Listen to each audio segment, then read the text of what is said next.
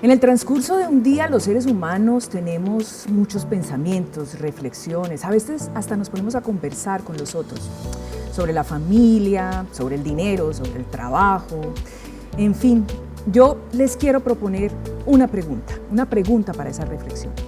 ¿Y la armonía qué? Pues bien, hablemos con ellos. Y para ello hoy tenemos invitada a Lina Martínez, una persona que se ha dedicado a estudiar el tema de la felicidad, la armonía, el bienestar.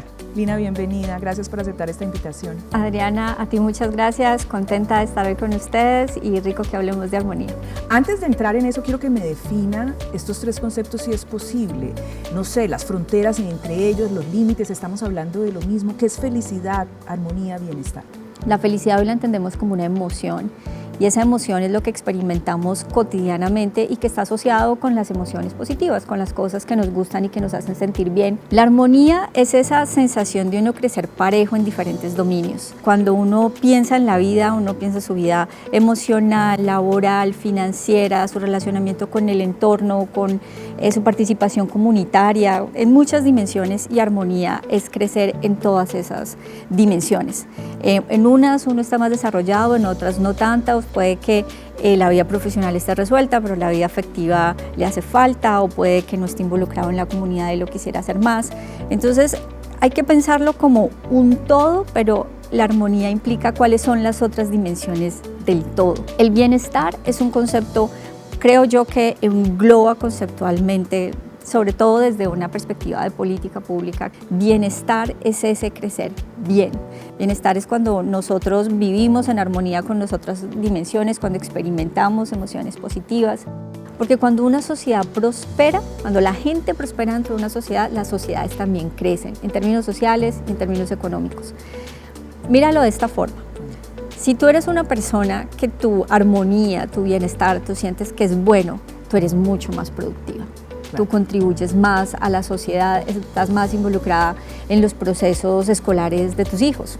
Entonces, cuando se encuentra ese link de que el mayor bienestar individual también redunda en el bienestar social, ahí es cuando empiezan a decir, venga, necesitamos empezar a medir el bienestar en América Latina. Que también hace parte de una de las dimensiones de lo que queremos aquí nombrar como armonía, que me parece importante, es un concepto bastante holístico. Hablemos de esas dimensiones, ya entrando en materia, usted nos ha nombrado algunas, lo financiero es un aspecto importante, la salud es importante, no solo en lo físico, sino también en lo mental. ¿Cuáles son esas dimensiones? Porque claro, cuando usted me decía, son distintas dimensiones y crecen, van creciendo, uno pensaría que esto es como un círculo que se va ampliando así, y resulta que no es así, es más una amiba, como que tiene un por aquí, hay unos que se amplían más, otros que se quedan rezagados.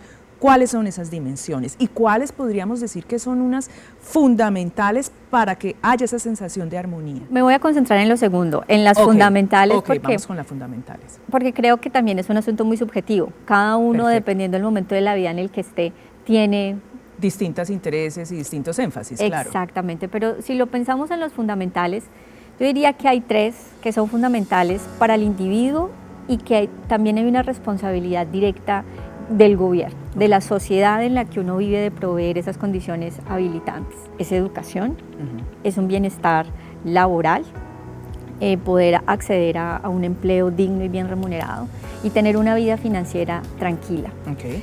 La parte financiera es muy importante, no tanto porque el dinero compre muchas cosas o porque el dinero lo haga uno más feliz, sino porque el dinero te da capacidad cognitiva. Cuando tú no tienes que pensar más en el dinero, tú te puedes ocupar de otras cosas que son más relevantes. Por supuesto. Pero una persona que llega a final de mes, una mujer que tiene 2, 3 hijos y que es madre soltera, la preocupación cotidiana es la plata. Claro. Entonces, si tu capacidad cognitiva está dedicada, enfocada ahí, está ahí, entonces tú no puedes crecer en otras dimensiones, tienes menos capacidad cognitiva para pensar en cómo hacer mejor tu trabajo o para capacitarte mejor o para ayudarle. Aprender otro oficio, tejer o qué sé yo. Exactamente, y tienes menos tiempo para dedicarte a otros hobbies, a otras cosas. Entonces, por eso es que el gobierno tiene incidencia directa en todas ellas. En educación, porque claro, es proveer un sistema educativo de calidad y con suficiente cobertura. Trabajo, es acceder a un trabajo digno y bien remunerado.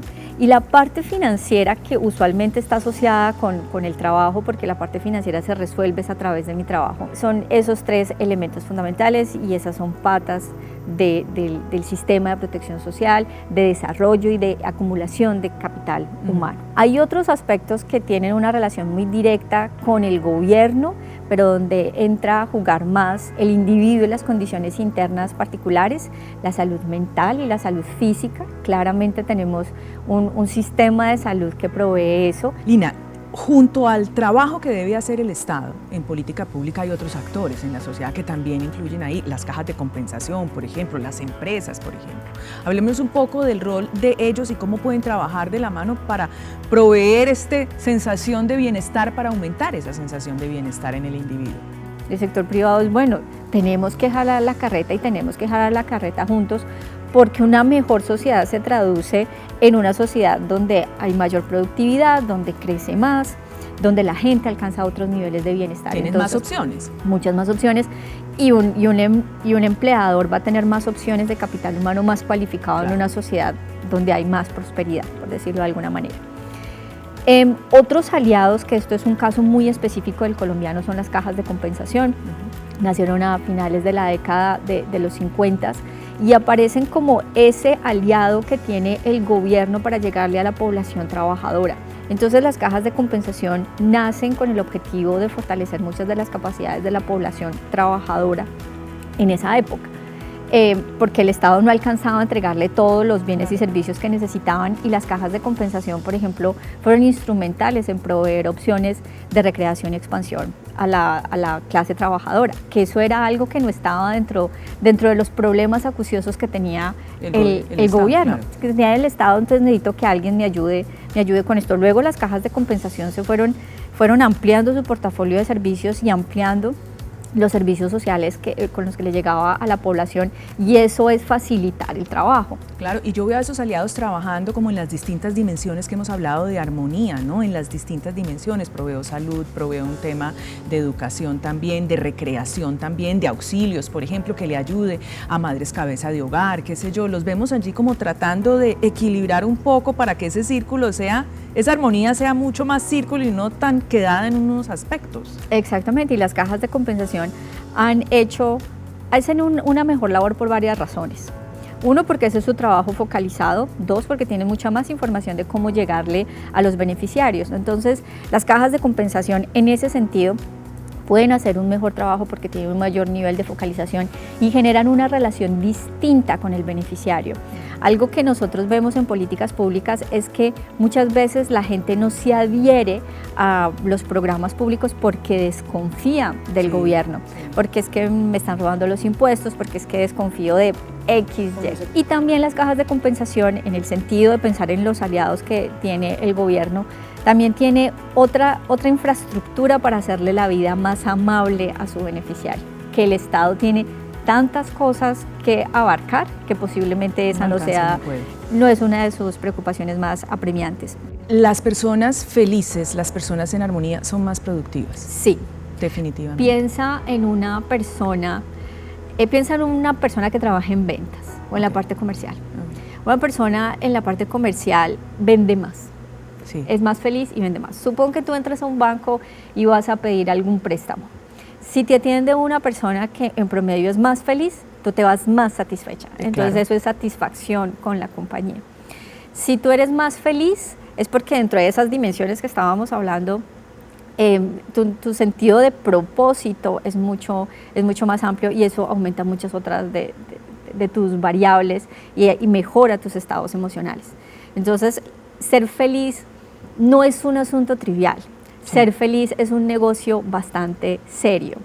Y cuando lo llevamos a la dimensión empresarial... Allí iba, porque hoy en día, y perdone que le corte aquí, Lina, me parece importante cuando yo veo que en los pilares estratégicos de las compañías, hoy estamos hablando de las compañías más grandes del mundo, la armonía, el bienestar es un pilar estratégico. ¿Y por qué? Porque, como dices, es un buen negocio.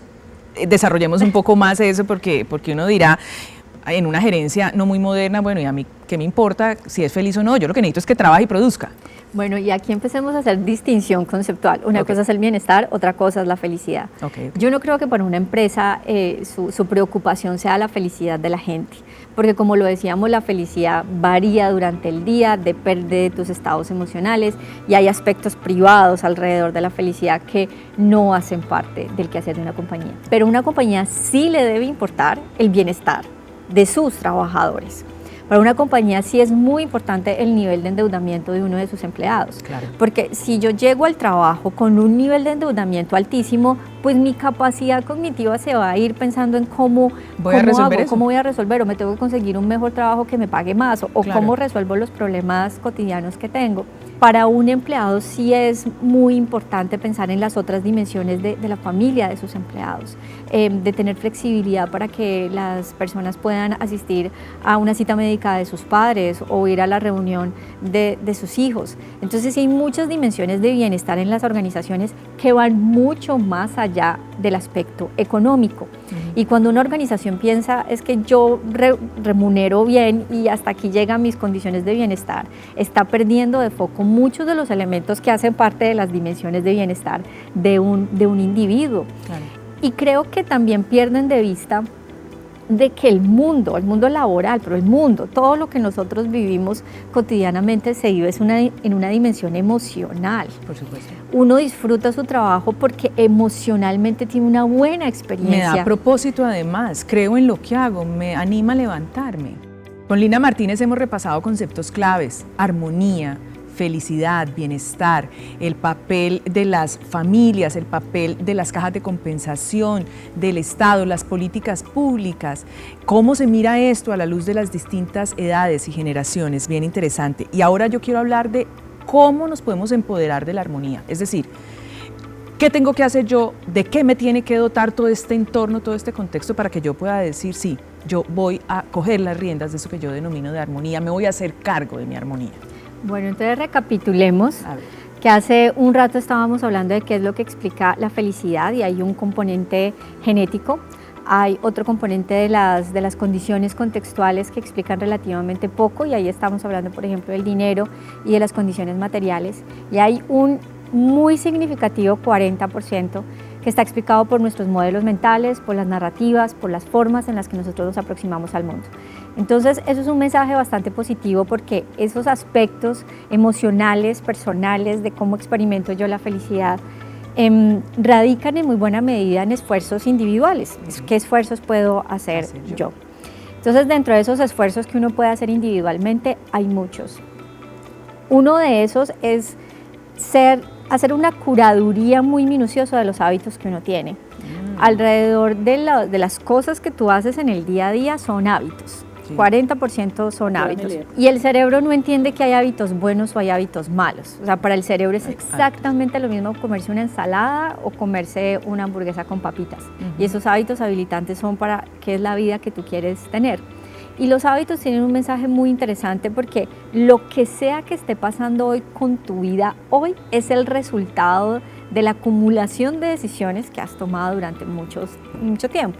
Pues Lina, muchas gracias. Creo que en esta charla aprendimos muchísimo y sobre todo de la importancia que estos temas tienen hoy para tantos aspectos en la vida.